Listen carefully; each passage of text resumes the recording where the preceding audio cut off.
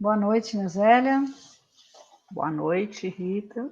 Tudo certinho, né? Graças a Deus, mais uma vez, vamos dar início à nossa reunião do Mildinho, do Evangelho.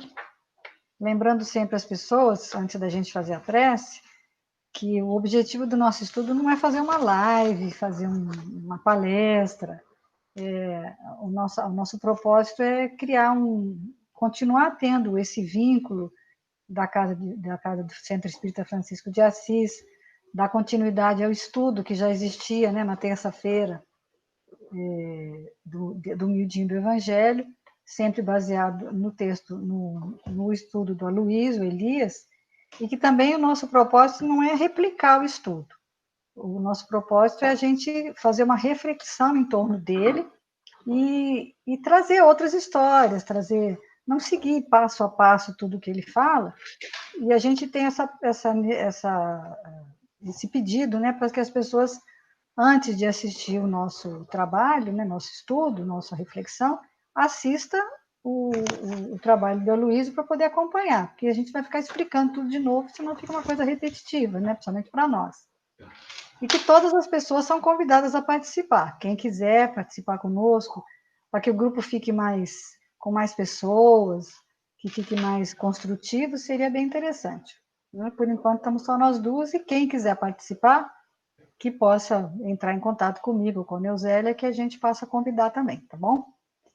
Então, vamos fazer a nossa prece, dar início ao nosso trabalho, lembrando nesse momento, né, dos nossos irmãozinhos, de todos aqueles, dos frequentadores do Santo Espírito Francisco de Assis, todos aqueles que possam estar necessitando de algum amparo, que Jesus possa nos iluminar, nos amparar neste momento, para o estudo desta noite, que possamos ter uma boa reflexão sobre os assuntos, mas mais do que tudo, que a gente possa refletir de forma individual e coletiva, para todos os ensinamentos que aqui aprendermos e colocar em prática em nosso dia a dia, nas nossas vidas, na nossa comunidade, que Jesus possa nos amparar, nos envolver no seu abraço fraterno, e fique conosco, Senhor.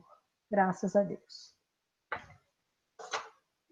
Então, a semana passada nós começamos o capítulo 12 de Mateus, e nós trabalhamos o número 1, que dizia: naquele tempo passou Jesus pelas searas em um sábado, e os seus discípulos, tendo fome, começaram a colher espigas e a comer. E hoje é o versículo 2. E os fariseus, vendo isto, disseram-lhe: eis que os teus discípulos fazem o que não é lícito fazer num sábado. Então, lembrando que o contexto desse capítulo trata-se desse embate, é um embate jurídico e teológico, entre o que Jesus considera que seja certo e os fariseus, porque havia um código de normas, tradições do povo hebreu, em torno de guardar o sábado. E Jesus estava indo, era um sábado, ele estava indo a caminho da sinagoga, porque era dia de todo mundo, eles passavam o sábado na sinagoga, porque o sábado era consagrado, né? Então, eles estavam indo em direção a essa sinagoga mais próxima. E essa ideia deles, só que no caminho, eles estavam indo, passando do lado, como se fosse num caminho, e nos lados tinha uma seara, uma plantação. E eles, tendo fome, semana passada a gente falou que não era permitido jejuar no sábado, então, de acordo com as regras que pode, eles só não podiam colher para levar, que seria roubo, mas colher só para comer era permitido, não é? E então, eles entram e colhem as espigas. E havia... aí os fariseus vão chamar Jesus censurando os discípulos por terem feito isso, para criar o quê? Um debate que a gente chama de jurídico-teológico. Porque havia 39 leis sobre o que era proibido fazer no dia de sábado, que seria o Shabat, que a gente já falou semana passada, que na realidade não precisa ser num sábado, mas é uma pausa, né? E aí eu olhei lá se você entrar pesquisar no Google, ainda existem, né? Os judeus ainda fazem essa prática do sábado, os adventistas também. E olha tem coisas assim, até assim, interessantes. Olha, não pode semear, não pode arar, não pode colher, moer, fazer massa, assar, fritar, cozinhar, tosquiar, seja tosquiar homens ou animais ou homens. Por exemplo, o homem não pode fazer a barba, a mulher não pode cortar o cabelo. Só é permitido dirigir, por exemplo, o veículo da sinagoga para casa ou de casa para a sinagoga. Não é permitido dentro da lei que a pessoa vá fazer um compromisso social, ir num baile, numa festa, né? Não pode usar dinheiro ou cartão de crédito e só pode frequentar aulas religiosas. Não deve ser encorajado, por exemplo, se a pessoa tiver aqui numa aula que não seja religiosa, ela não pode tomar nota. Não é produzir fogo. Então, nesse dia, você não pode cozinhar, você só pode comer aquilo que já está pronto. Não pode escrever, nem carregar objetos, nem costurar, nem atar e nem desatar nós.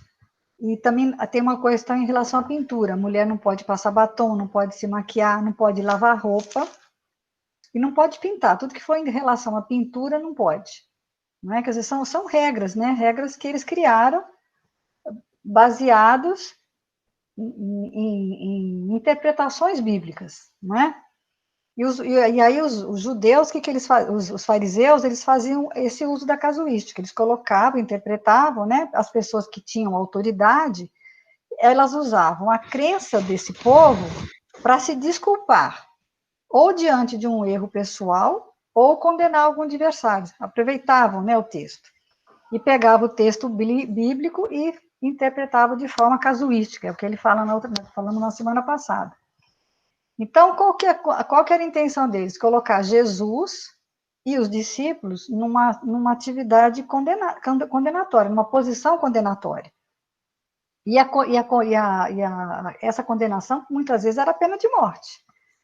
Por isso, até o Luiz fala, é de se espantar como Jesus ficou esse tempo, 3 anos, né, andando por ali, pela Palestina, e não foi crucificado antes, né, porque ele só contestava esse tipo de coisa, o tempo todo.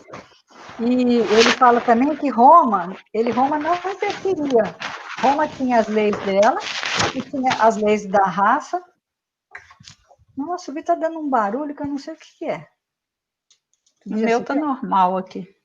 Apareceu um barulho aqui, não sei o que é. Mas no outro vídeo anterior também deu um barulho que parecia papel. Agora eu ouvi esse barulho aqui. Não sei se foi do meu vídeo. E então a Roma não interferia nas questões locais. Tanto é que por isso que Pilatos lava as mãos, porque existia um júri local, não é? E aí, então, o que nós vamos estudar hoje? Eis que os teus discípulos fazem o que não é lícito fazer no sábado. Ou seja, hoje a gente vai trabalhar a palavra lícito, que é um adjetivo jurídico, que significa que se encontra em conformidade com a lei, de acordo com os princípios do direito, em que há justiça, que se permite, que se pode admitir ou justificar, ou seja, justificável. Barulho aí, Neuza? Mas não tem nada, eu não tô fechada no quarto, não tem. Mas tem alguma coisa mexendo, fazendo barulho. Não. Eu não. Eu vou te... Aqui, vamos ver. Tá ouvindo o barulho? Não, pra mim tá normal. Eu tô. Barulho de uma coisa raspando, parece. Alguma coisa assim. No outro vídeo também apareceu. Aqui. Eu que ouço. Vou tirar. Mas continua ouvindo. Tá alto demais? Não, parece que tem coisa raspando assim.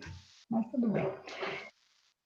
Então, você quer falar um pouquinho, que já deu a introdução aqui, mais ou menos, pessoal, só para o pessoal lembrar qual é a situação e que a gente vai estudar hoje a palavra lícito, né?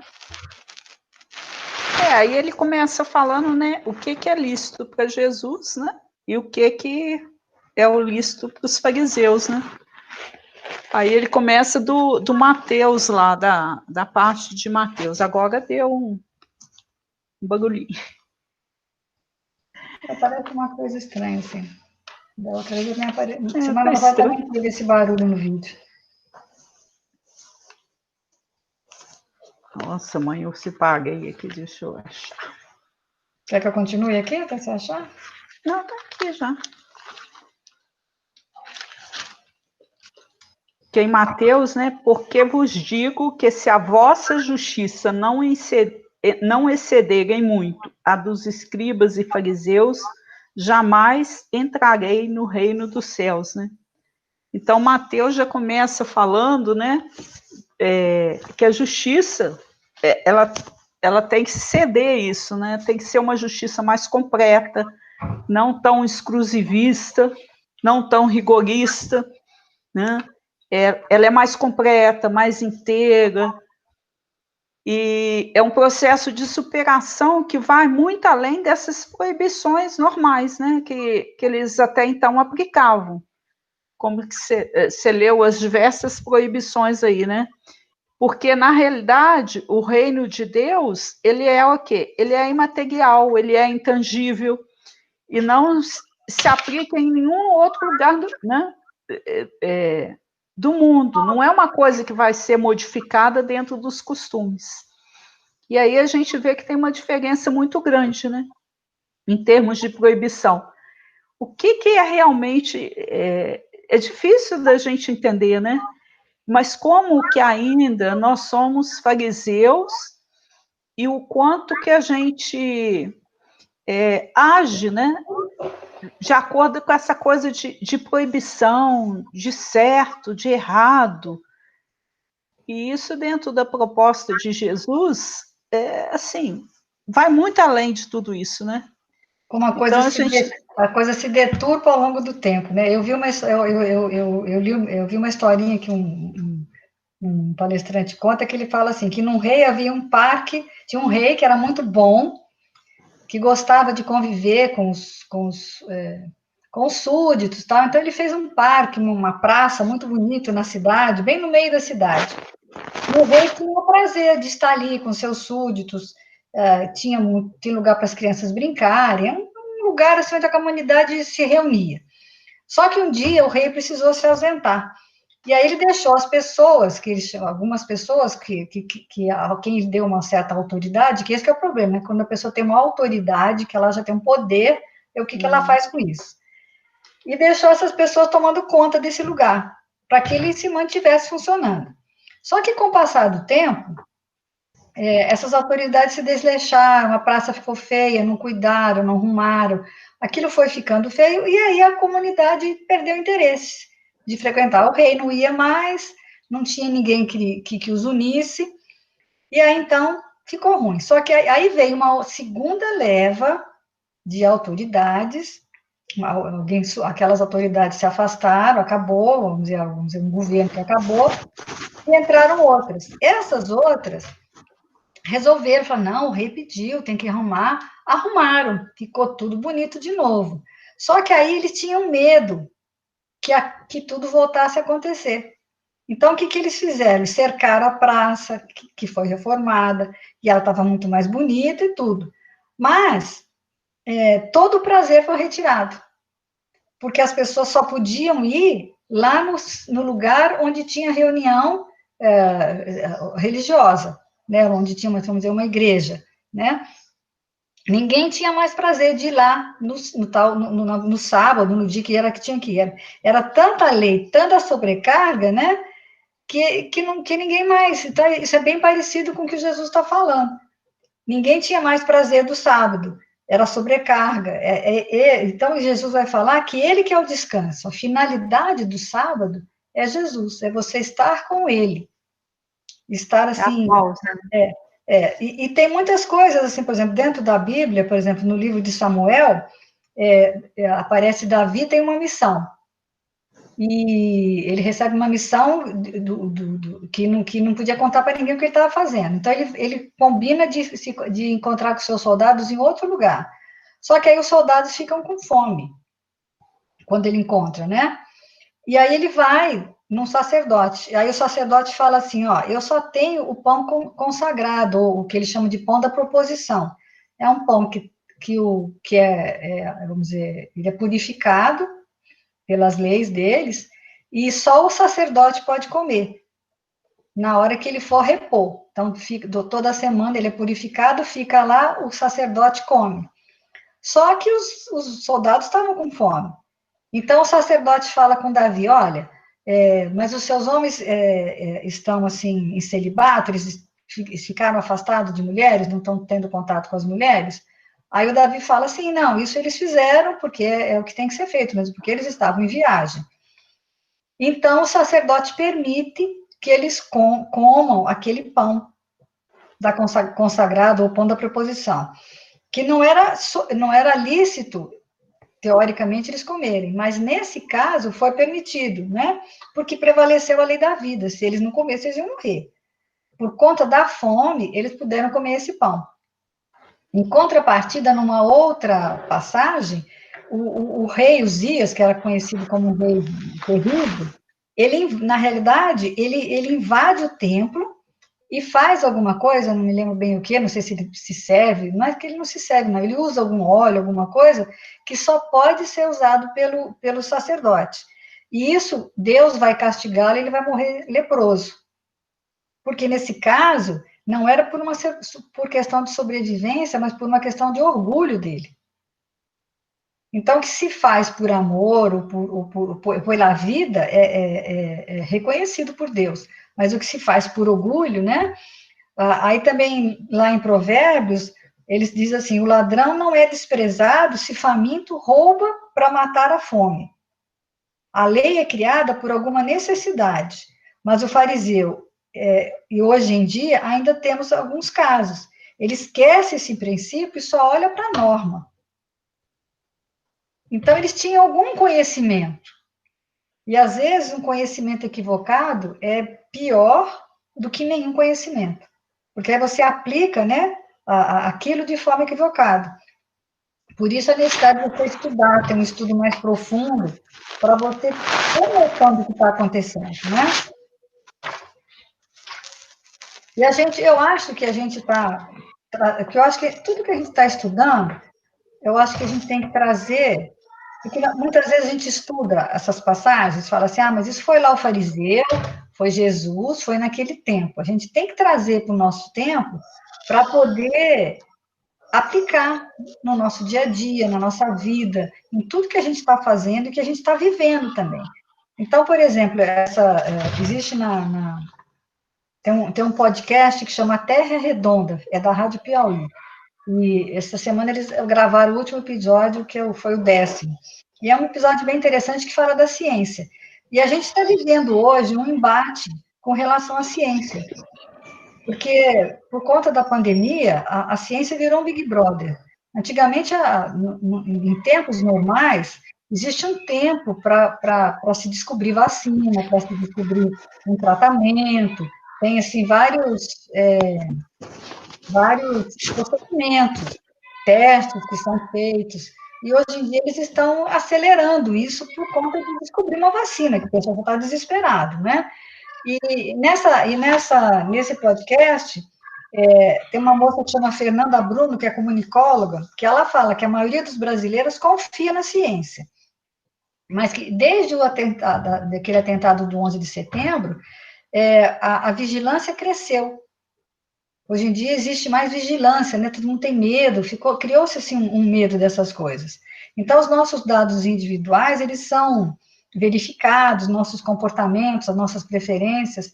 Tem empresas que entram nessas redes sociais para a gente poder, para descobrir do que a pessoa gosta, o que ela faz, o que ela não faz.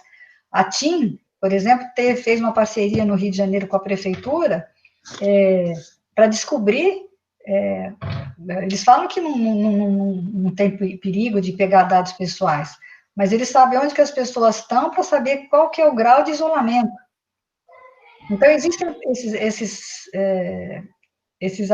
que eles chamam, esses aplicativos, eles têm um poder que a gente a gente sabe até certo ponto o que eles podem conseguir de dados nossos para poder descobrir algumas coisas.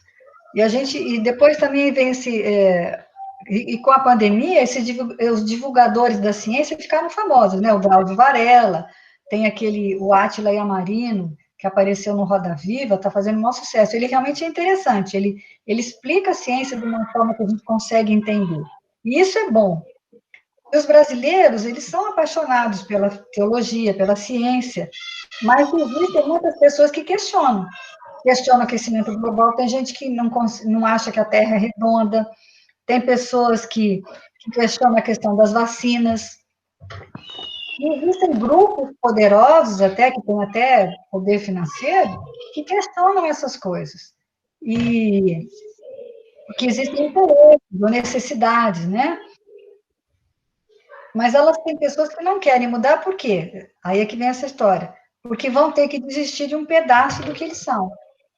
Então, em prol da ciência, em prol de descobrir alguma coisa que está de acordo com o que ele considera, ele também faz uma interpretação mais. E aí ele fala assim, que a confiança depende mais da relação do que do produto. Que quando o produto é bom, ele acaba sendo. Ele fica, não é? Como Jesus. Jesus, tudo que ele falou foi permanecendo, por quê? Porque era o mais certo. Aquilo que é incerto, que não que é difícil, que é complicado, ele não vai permanecer.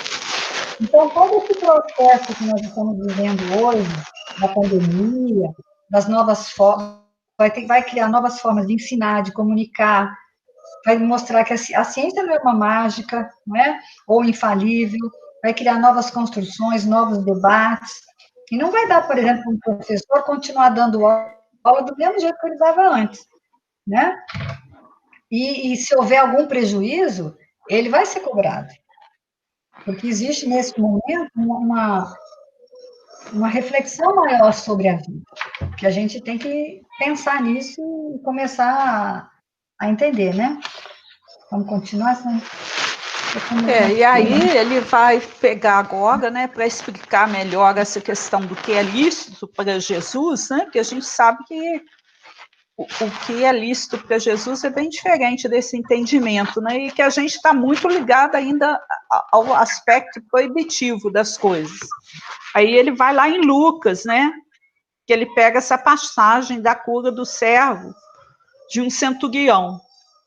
Eu vou ler, porque eu achei assim,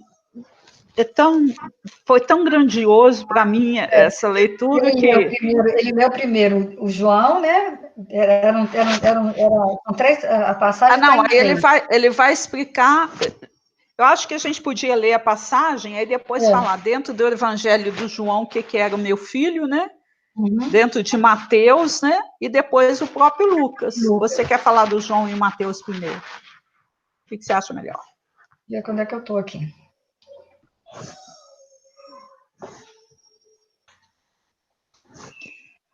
Então, João era judeu.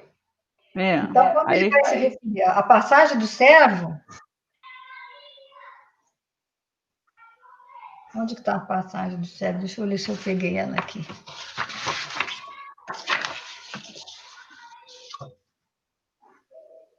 Aqui. Em Lucas está assim: tendo terminado de dizer tudo isso ao povo, Jesus entrou em Cafarnaum. Ali estava doente, quase à morte, o servo de um centurião, a quem seu senhor estimava muito. Ele ouviu falar de Jesus e enviou-lhe alguns líderes religiosos dos judeus, pedindo-lhe que fosse curar o seu servo. Chegando-se a Jesus, suplicaram-lhe com insistência: Este homem merece que lhes faças isso, porque ama a nossa nação e construiu a nossa sinagoga. Jesus foi com eles. Já estava perto da casa quando o centurião mandou amigos dizerem a Jesus: Senhor, não te incomodes, pois não mereço receber-te debaixo do meu teto. O que basicamente é isso. Eles chamaram Jesus para curar o servo do centurião, que era uma pessoa muito querida, porque ele gostava, né, dos judeus, e ele tinha ajudado até a construir a sinagoga. Então, eles queriam que ele ajudasse. Jesus Era uma vai... pessoa digna, né? Era muito considerado por eles. E quando Jesus vai para a casa dele, ele fala que para Jesus não entrar, porque um judeu não podia ficar embaixo do mesmo teto com um fariseu, que a pena era de morte também, era uma das regras. Então, ele fala que Jesus curasse, o que ele sabe, ele confia, que embora ele não merecesse, que Jesus podia curar o servo dele de longe. Mas a questão que a gente vai estudar aqui na questão do lícito ou não lícito é como foi considerado esse servo. Então, no capítulo, no João... Ele trata como meu filho, né? O João servo... era judeu. Então, o judeu chama o servo de meu filho, de forma carinhosa, né? Já Mateus, que também era judeu, usa o termo pais, que significa criança, menino, ou servo jovem. Meu menino está doente, ele diz.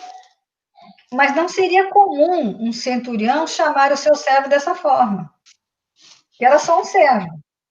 Só que João e Mateus, por serem judeus, eles preferiram, vamos dizer assim, não entrar, não aprofundar muito a questão da relação que existia do centurião com esse servo.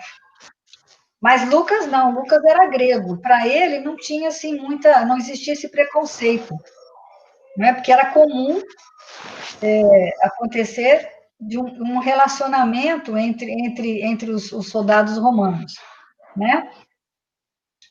Então, que é? Já Lucas usa o termo íntimos, né? Íntimos, que amava muito. É usado em duas situações, ou para filho ou para esposa. Então, ele vai falar que realmente, o que aconteceu? Para quem que ele estava pedindo? Para o amante dele. Que era comum, né? Os soldados romanos, né? Saíam em expedição com a família, né?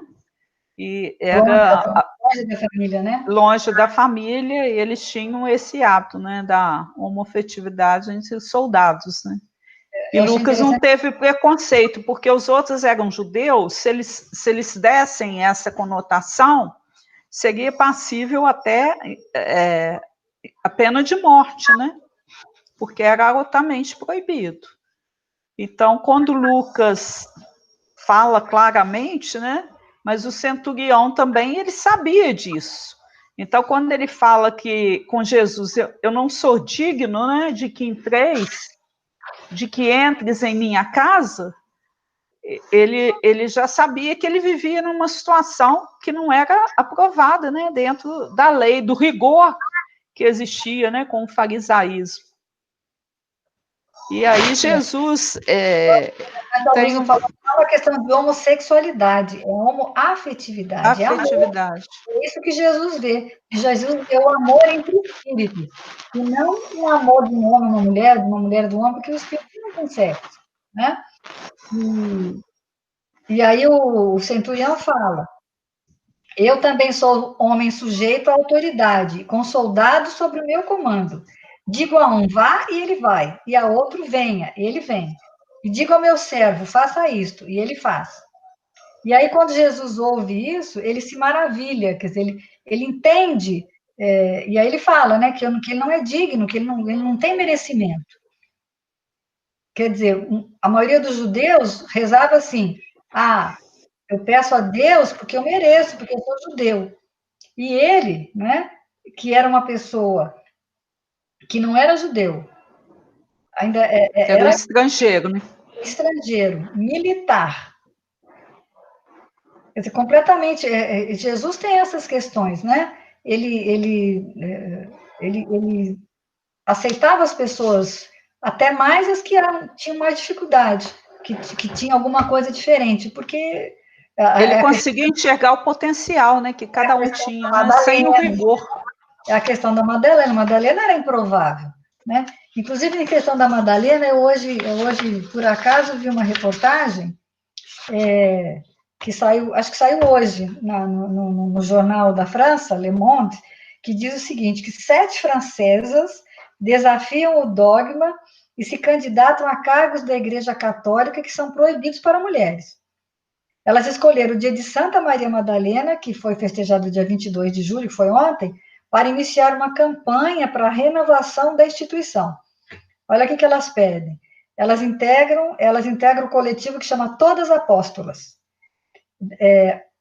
E aí, ontem, elas foram à Nunciatura Apostólica de Paris, apresentar as suas candidaturas para os cargos de bispo, núncio apostólico, diácono, pregador laico, padre, isto é, funções exercidas até agora somente por homens, interditadas ao sexo feminino pelo Vaticano, essencialmente por motivos ligados à tradição. Quer dizer, aonde que está escrito que mulher não pode ser padre, que mulher não pode ser diácono, entendeu? É uma interpretação, que Jesus não falou, Jesus tinha Madalena. E aí elas escolhem justamente o dia de Madalena, de Nossa Senhora Madalena, de Santa Maria Madalena, para fazer esse pedido. Isso vai dar o que falar, né? Dentro da igreja. Com certeza. Vai gerar o quê? Uma disputa, né, jurídico-teológica. Se isso for adiante, não sei, são só 7 mulheres na França. Eu até achei interessante, porque na hora eu lembrei, né, do nosso estudo, eu falei, vou... Agora, quando a gente fala da palavra... E aí, nessa passagem, né, o Jesus está alertando para os discípulos, né, que afirmam-nos que nem mesmo em Israel achei fé como essa, né, do centurião, que ele teve a coragem de se expor, né, publicamente, assim, na frente de todo mundo, quando ele afirma que ele não era digno. E como Jesus enxergava o potencial, né, e ali ele estava vendo todo o potencial de amorosidade, né, de dedicação. Então, ele mostrou para todo mundo, assim, o quanto que a lei ela tem que ser isenta, né, de preconceitos. Quando você fala, por exemplo... A coragem dele de pedir, né? De pedir, de se colocar, né, numa posição. E quando a lei fala assim... Não, né? Ele como centurião. É verdade. Eu lembrei também aqui, porque é lógico que toda vez que você fala a palavra lícito, você lembra de Paulo, né? Onde ele fala, tudo me é lícito, mas nem tudo me convém. Mas nem tudo me convém. E, na realidade, essa frase não é toda de Paulo. Eu fui pesquisar lá, pelo menos eu não sabia disso. Tudo me é lícito na realidade, um lema, porque essa é na carta que ele escreve aos Coríntios. Então, lá na comunidade de Corinto, estava havendo assim, existia o templo da Afrodite, que era a deusa do amor, e existia um lema que tudo podia. E as sacerdotisas, às vezes, se prostituíam de forma religiosa, achando que aquilo era certo. E isso, Paulo recebe a notícia de que havia grupos que estavam voltando a essa prática de prostituição religiosa, por causa do templo. E alguns crentes pensavam que podiam fazer o que bem entendessem, já que eram livres em Cristo. Eles usavam esse termo, a liberdade de Cristo, para fazer coisas que eram, né, não certas. Então, eles criaram esse lema, tudo me é lícito, mas Paulo é que responde, mas nem tudo me convém. E esse mesmo padrão vai seguir no versículo 13, onde o apóstolo cita o que parece ser outro lema também utilizado por eles, que é os alimentos são para o estômago e o estômago para os alimentos. E mais uma vez Paulo vai responder, mas Deus destruirá ambos. Então, esse versículo também demonstra uma coisa interessante. Aparentemente, os coríntios equipararam a liberdade de poder se alimentar com a liberdade da prática sexual. Quer dizer, no entendimento deles, assim como o estômago precisa se satisfazer com o alimento, o corpo também precisa se satisfazer com o sexo. Isso significa que eles pensavam que o desejo pela imoralidade sexual era tão natural quanto o apetite por alimentos. Então, Paulo vem para tirar isso. Não é assim, não, vocês entenderam errado. Tudo me é lícito, mas nem tudo me convém. Eu achei interessante, que eu pelo menos não sabia. Para mim era uma frase de Paulo. E na realidade, ele só é a resposta que ele só coibiu os abusos, né? Mostrando que... Nem isso, ele não falou nada, que nem tudo que me é lícito, não. Os outros é que achavam que era tudo lícito, né? E a gente tem que lembrar muito, eu acho que a gente tem que preservar, o que é isso que a gente tem que fazer?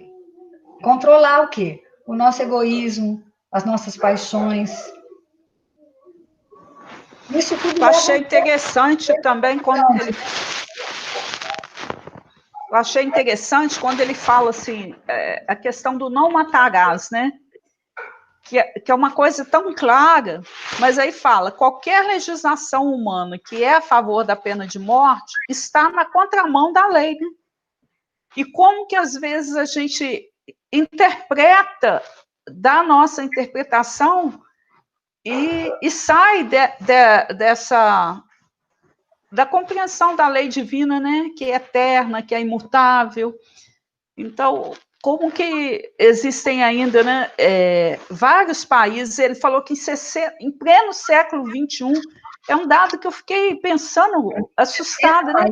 60 países, né, são favoráveis à pena de morte. Olha como é que isso é cego, como é que a gente ainda tem uma visão distorcida da lei, né? E ele vai lá no Evangelho que fala, né? Imutável só o que vem de Deus.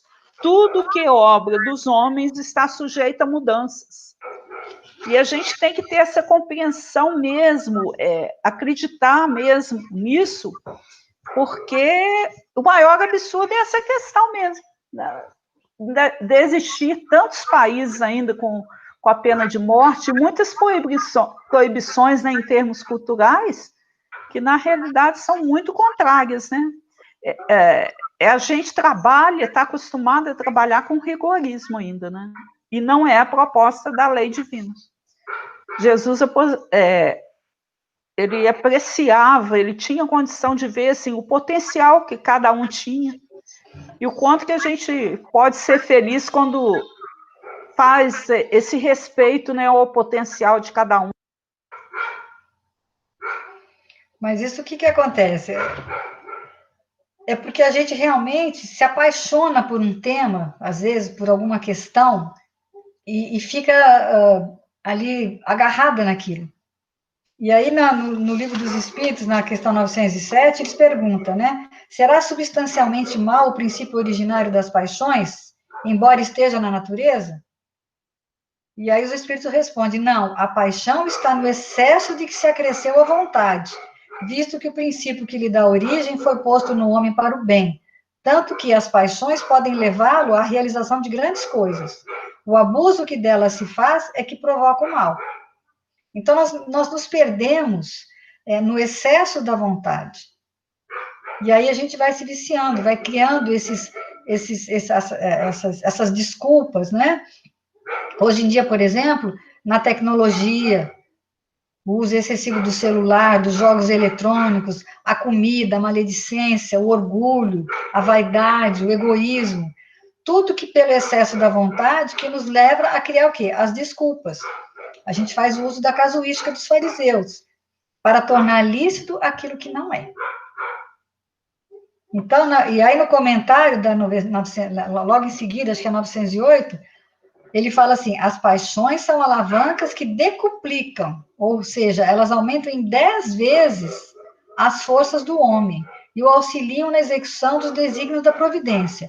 Mas se em vez de dirigi-las, o homem se deixa dirigir por elas, cai nos excessos. E a própria força que em suas mãos podia fazer o bem, recai sobre eles e o esmaga. Então, a gente tem que tomar cuidado. Então, vem a pergunta, será que é lícito a gente permitir que as paixões nos dominem? Ou como seres agora, como no pleno século XXI, a gente vai fazer o uso do quê? já do que a gente sabe do Evangelho, né, da luz do Evangelho que é trazido pela doutrina espírita, que a gente tem conhecimento. E aí tem uma fala da Joana de Ângeles, que fala o autodescobrimento para gerar o autoconhecimento. E no livro Ser Consciente, ela diz o seguinte: deve trabalhar-se sempre partindo do ponto inicial da sua realidade psicológica, aceitando-se como é e aprimorando-se sem cessar. Somente consegue essa lucidez aquele que se autoanalise, disposto a encontrar-se sem máscara, sem deterioração.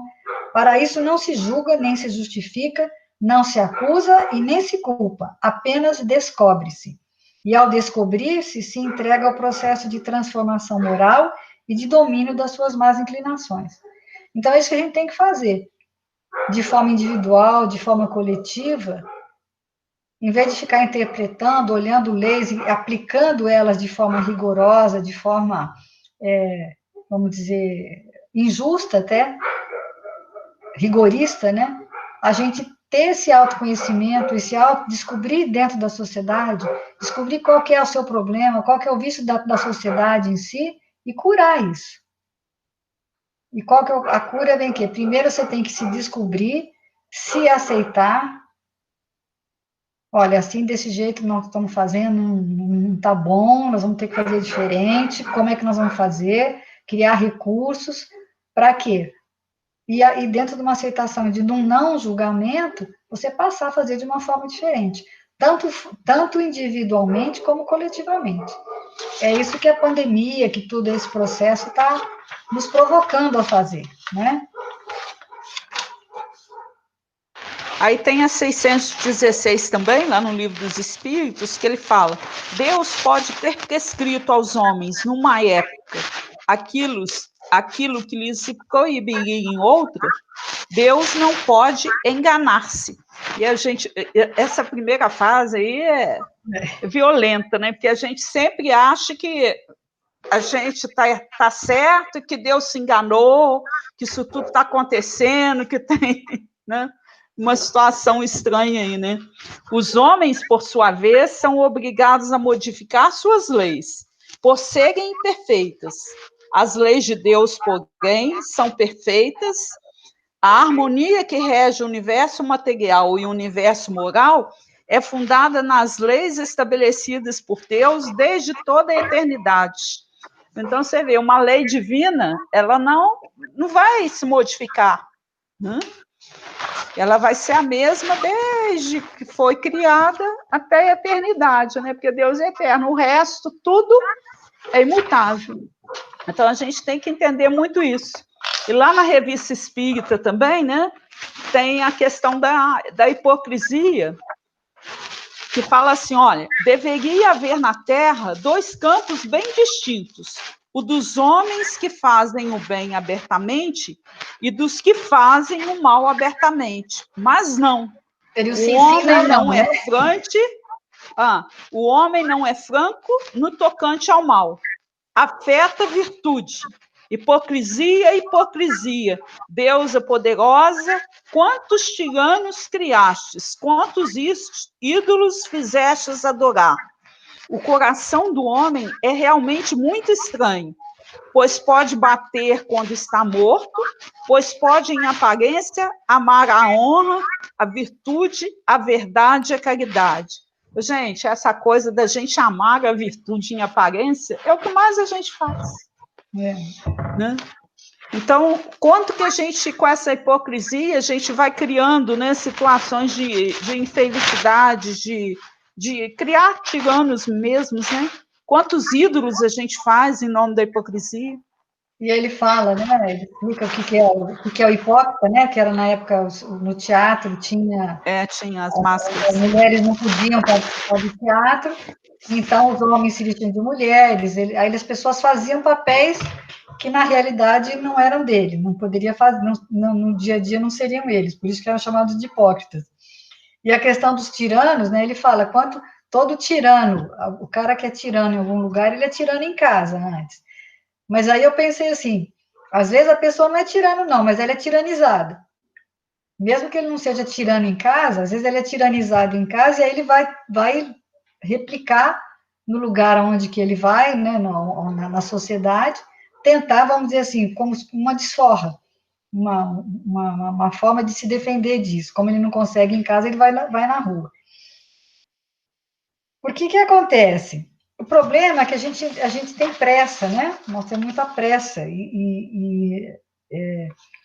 Segundo André Luiz, do átomo retirado do princípio espiritual até chegar ao ser inteligente, o princípio inteligente, ele gasta 15 milhões de séculos, ou seja, 1 bilhão e 500 milhões de anos.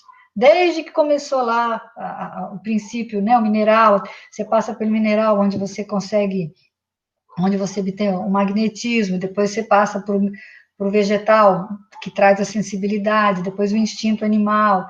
Esse período é um período muito grande. Nesse tempo, o que a gente conseguiu? A natureza nos dotou de 5 sentidos, que é o tato, o olfato, o paladar, a audição, a visão. Temos também, que isso é para quê? Para lidar com o mundo exterior. Temos o 6º sentido, que é a mediunidade, que é para lidar com o invisível. E o 7º sentido, que é a consciência. E nela, a gente tem o quê? O ego, que é isso que a gente usa diariamente, né, para lidar com o exterior, e o self, que é onde está gravada a lei de Deus. Agora, mesmo depois desse tempo todo, né, de 15 milhões de séculos, nós ainda temos assim essa dificuldade, né? Com todo esse recurso que a gente recebeu, nós ainda estamos perdidos nas nossas paixões. Então, a gente tem essa pressa, e às vezes a gente se perde um pouco. Não tem a paciência de esperar, né? O Marlon, aqui na nossa caminhada, a gente mistura o quê? A matéria com o espírito. É através da matéria que nós vamos trabalhar os nossos valores materiais, nossos valores espirituais, não é? Se a matéria se mistura, a gente vai ter que passar por etapas. Segundo a questão 120 do Livro dos Espíritos, nós não passamos pela fieira do mal, mas pela fieira da ignorância. A gente vai do mineral até um dia ser arcanjo. Então, a doutrina católica, por exemplo, traz os 7 pecados capitais, né? Que é a gula, a vareja, a inveja, a ira, a soberba, a luxúria e a preguiça. Mas baseado numa carta de Paulo, aos Colossenses, ele fala: assim façam morrer tudo que pertence à natureza terrena de vocês, a imoralidade sexual, a impureza, a paixão, os desejos maus e a ganância, que é a idolatria. É por causa dessas coisas que vem a ira de Deus sobre os que vivem na desobediência, aos quais vocês praticaram no passado, quando costumavam viver nelas. Então, a origem do pecado capital é o egoísmo, que está lá na questão 913. Qual é o pior vício? É o egoísmo. Os vícios, eles ainda fazem parte de nós, porque foram desenvolvidos por nós ao longo dos milênios, mas precisam ser detectados e domados.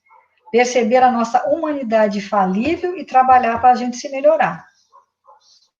E como é que a gente faz para domar esse dragão interior, né? Como na questão 799, Kardec pergunta: de que maneira pode o espiritismo contribuir para o progresso? Destruindo o materialismo, que é uma das chagas da sociedade. Ele faz que os homens compreendam onde se encontram seus verdadeiros interesses, abolindo os prejuízos de seitas, castas e cores. Ensina aos homens a grande como irmãos. Então, a gente tem que pensar, né? Onde estão os nossos interesses? A gente vive no mundo físico e achamos que somos só matéria. Mas, na realidade, né? No livro Albas Póstumas, o que ele leu? Mas vou ler para você. Deixa eu só terminar da Revista Espírita aqui, que ele fala assim, olha, quantos homens parecem honestos porque a aparência muitas vezes engana. Cristo os chamava sepulcros caiados, isso é, a podridão interna o mármore por fora brilhando ao sol. Homem, na verdade, pareces essa morada da morte. E enquanto teu coração estiver morto, Jesus não te inspirará. Jesus é essa luz divina que não clareia o exterior, mas ilumina interiormente. A hipocrisia, entendei bem, é o vício da vossa época. E aí, lá em Obras Póstumas, ele fala, né? Os males da humanidade provêm da imperfeição dos homens. Pelos seus vícios é que eles se prejudicam uns aos outros. Enquanto forem viciosos, serão infelizes, porque a luta dos interesses gerará constantes misérias. É muito sério isso, né? E aí ele fala da lei civil, né? A lei civil apenas modifica a superfície. Somente a lei moral pode penetrar o foro íntimo da consciência e reformá-lo. Então, eu acho que nisso tudo a gente tem que ver o quanto que a gente ainda é movido pela hipocrisia. Quando a gente fala da 1019, lá do Livro dos Espíritos, né, do conhecimento de si mesmo, e que a Joana chamou a atenção aí, que você já falou tão bem, né? Enquanto a gente não fizer essa viagem para dentro, não ver o que está errado em nós, e trabalhar isso dia a dia, são pequenas conquistas, né? E entendendo, eu preciso trabalhar isso, eu preciso me modificar, a gente vai viver igual sepulcro mesmo, né? E esse trechinho que você não leu, ó, as boas leis contribuem, sem dúvida, para a melhoria do estado social, mas são impotentes para assegurar a felicidade da humanidade, porque não fazem senão comprimir as más paixões, sem aniquilá-las. Em segundo lugar, porque são mais repressivas do que moralizadoras, e elas não reprimem senão os atos maus mais salientes, sem destruir a sua causa. Quer dizer, não adianta você reprimir, você comprimir aquilo, você tem que educar, né? É onde ele dá o exemplo do ensino, né? Que antigamente não misturava misturava os meninos com as meninas, não é? E aí, por quê? Porque era reprimir. Não adianta você reprimir, você tem que moralizar para que eles possam se misturar e se respeitar, estando juntos e não separados, senão não adianta nada. Ele dá o exemplo da criança também, né? Que obriga a criança a comer brócolis, ela vai gostar de brócolis? Não, ela vai odiar brócolis, mas ela vai comer. Mas por quê? Porque foi obrigada a comer, né? Tem uma passagem nos Atos dos Apóstolos, que é o encontro de Paulo e Tiago em Jerusalém, que o Paulo está voltando, né? E aí eles fazem com os fariseus, né? Exigem que ele compareça à igreja, e ele fica até meio decepcionado, porque a pena que eles impõem, né? Ele ainda fala assim, ó, essa exigência, o Paulo falando para o Tiago, né, é uma ironia profunda e visa reduzir-nos a crianças de tão fútil que é. Não é perseguição, é humilhação. É o desejo de exibir homens conscientes como se fossem meninos volúveis e ignorantes. Aí ele fala, o sinédrio, né, com isso pretende achincalhar nossas convicções.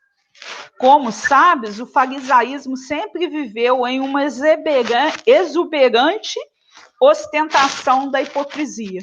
Aí o Tiago fala com ele, né, começa a falar das lutas que ele tinha em relação à igreja, e ele fala assim, olha, isso é o Tiago falando, né, desde o primeiro dia tenho sido obrigado a caminhar com os fariseus. Olha que interessante isso. Muitas milhas para conseguir alguma coisa na manutenção da Igreja do Cristo. Fingimento? Não julgues tal. Muitas vezes, essa frase aqui que eu adorei, eu acho que é muito da compreensão que a gente tem que ter em relação às coisas. Muitas vezes, o Mestre nos ensinou na Galileia que o melhor testemunho está em morrer devagarinho, diariamente, pela vitória de sua causa, Por isso mesmo, afiançava que Deus não deseja a morte do pecador, porque é na extinção de nossos caprichos de cada dia que encontramos a escada luminosa para ascender ao seu infinito amor. Então, essa passagem é aquela coisa que você já falou aí, o quanto que a gente não pode ter pressa, é fazer o trabalho devagarzinho, com consciência, para que realmente as virtudes que vão surgindo em nós sejam virtudes conscientes, sem a necessidade da gente nos rotularmos, né, com falsas virtudes e eliminando, né, porque Deus não quer a morte do pecador, não. Ele quer que o pecado seja eliminado. E o que é esse pecado? Esse distanciamento que a gente tem das leis. Então, Paulo termina essa conversa com Tiago, que ele falou: agora eu percebo que a vida exige mais compreensão que conhecimento. Então, eu acho que nós ainda, dentro do aspecto religioso, até nós espíritas mesmo, a gente não pode alegar que não tem conhecimento. A gente tem conhecimento, mas está faltando o quê? A compreensão em relação a ele. E é esse desafio que a gente tem aí, compreender mais, devagar, sem pressa. Quando ele falou aqui que era obrigado, né, lá na igreja do caminho, né? Aqui, ó, não julgues tal, porque falou assim, então é fingimento eu conviver bem com eles? Não. Muitas vezes o mestre nos ensinou que o melhor testemunho está em morrer devagarinho, diariamente, pela vitória da sua causa. É muito profundo isso, porque às vezes a gente fica falando assim, mas eu sou imperfeito, eu não tenho condição de fazer, mas é para começar devagar, a natureza não vai dar salto, a gente não vai ficar pronto de uma hora para outra, a gente vai ficar pronto, né, no percurso. Mas tendo essa compreensão, né, que a gente tem que andar devagar, e que as virtudes realmente são conquistas, né, gradativas. O livro Obras Póstumas traz assim,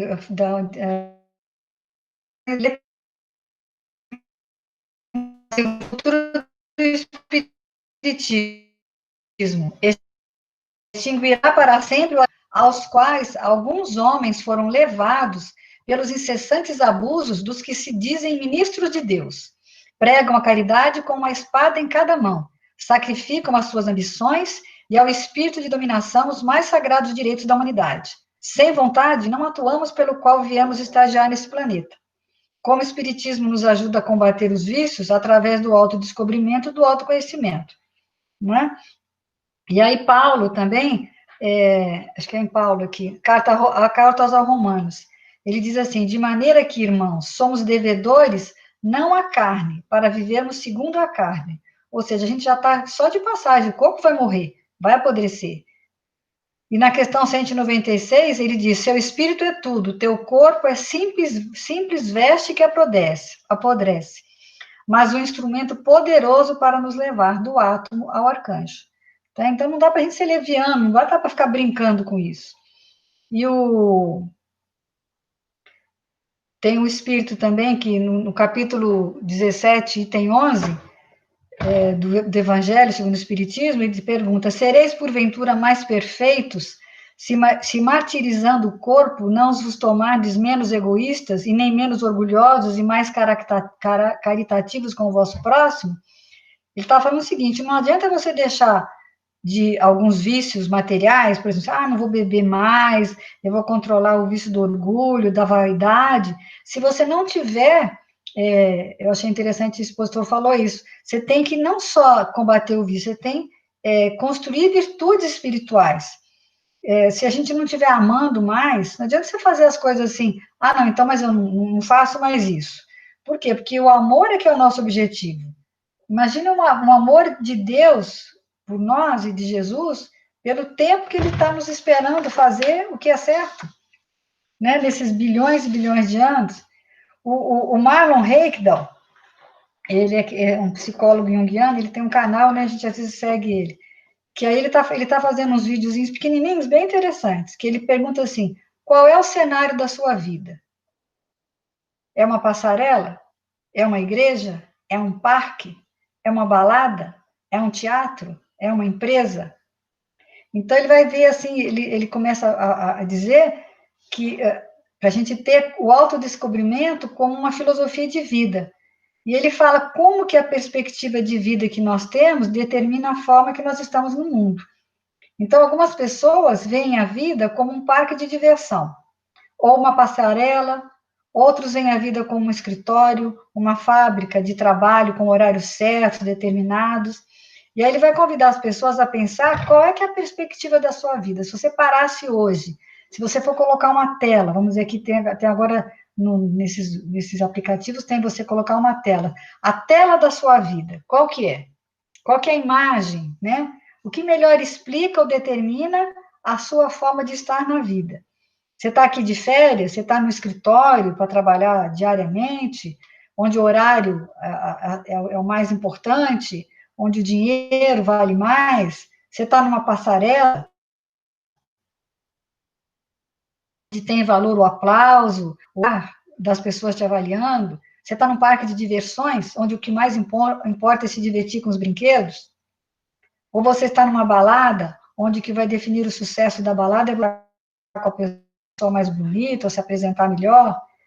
Então, será que a gente para, ele pergunta, para pensar como é o palco da nossa vida? E isso faz parte do autodescobrimento. E a partir do momento que você descobrir qual é esse palco, você se sentir confortável nele, tá bom assim? Você acha que pode mudar? E também não é se julgar, não é um julgamento. É você começar a pensar dentro disso o que você pode mudar. Porque a vida não é feita só de uma coisa também, né? Você não pode ter um único interesse na vida. E é isso que a gente tem que. Tem mais algum texto aí para você ler? Tem o dos fariseus, né? Aqui. Você lembra? Nós lemos dos fariseus? Acautelai-vos, primeiramente, do fermento dos fariseus. Fariseu ainda é todo presunçoso, dogmático, exclusivo, pretenso e privilegiado das forças divinas. O orgulhoso descendente dos doutores de Jerusalém ainda vive. Atravessa todas as organizações humanas. Respira em todos os tempos terrestres. Acredita ser o herdeiro único da divina bondade. Nada precisa senão pelos programas caprichosos e intenta torcer as próprias leis universais, submetendo-as ao ponto de vista que esposou na sua escola ou no seu argumento sectarista. Jamais comparece ante a bênção do Senhor na condição de alguém que se converteu em instrumento de seus amorosos desígnios, mas como crente orgulhoso, cheio de propósitos individualistas, declarando-se detentor de considerações especiais. Os aprendizes fiéis necessitam acautelar-se contra o levedo de tais enfermos do espírito. Toda ideia opera fermentações mentais. Certamente que o mestre não determinou a morte dos fariseus, mas recomendou cautela em se tratando da influenciação deles. Exigências farisaicas constituem perigosas moléstias da alma. Urge auxiliar o doente, extinguir a enfermidade, todavia não conseguiremos a realização provocando tumultos, e sim usando a cautela, na antiga recomendação da vigilância. Isso está, agora eu já não sei, o capítulo 54, fariseus, mas eu não anotei que livro que é, não. Eu acho que não. Ele fala nesse capítulo, se eu não me engano. Não me lembro que livro que é, não anotei aqui. Então, e já estamos atrasados, hein? Já deu mais de uma hora. Olha, está na hora de encerrar. Então é isso, né? Vamos, semana que vem, 1117, para a gente ver o que vai acontecendo, né, no caminho. Até eles chegarem na sinagoga, né? Ó. É verdade. Vamos fazer a prece, então? Fazer a prece enquanto está tempo. Você vai fazer? Faço. Jesus, amigos espirituais, só nos resta agradecer a oportunidade de estarmos aqui reunidos nessa uma hora, né, estudando o seu Evangelho. São tantas as maravilhas, né, que a gente vê ao fazermos essas pesquisas, o quanto ainda somos pequenos, mas o quanto ainda precisamos caminhar em direção aos seus desígnios, às suas leis, que são tão claras e tão fraternas.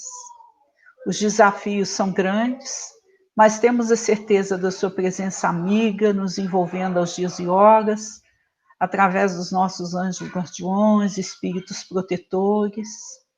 E quando fazemos essas leituras, Senhor, nosso coração se enche de alegria, de esperança. Então, que essa esperança e essa alegria possa ser direcionada também a todos os nossos irmãos que frequentam nossa casa, que os mentores amigos possam envolvê-los, que eles também possam se sentir fortalecidos, né, nesse momento de grande desafio pelo qual toda a humanidade terrena atravessa. Mas nós confiamos no seu poder, nas suas leis, e temos a certeza de que tudo isso que está acontecendo é para o nosso crescimento espiritual e de nos direcionando para a felicidade, para a busca dessa harmonia que vem de sua lei. Obrigado, mestre querido, e fique conosco aos dias e horas. Assim seja. Graças a Deus. Até semana, se Deus quiser. Se Deus quiser. Para a gravação.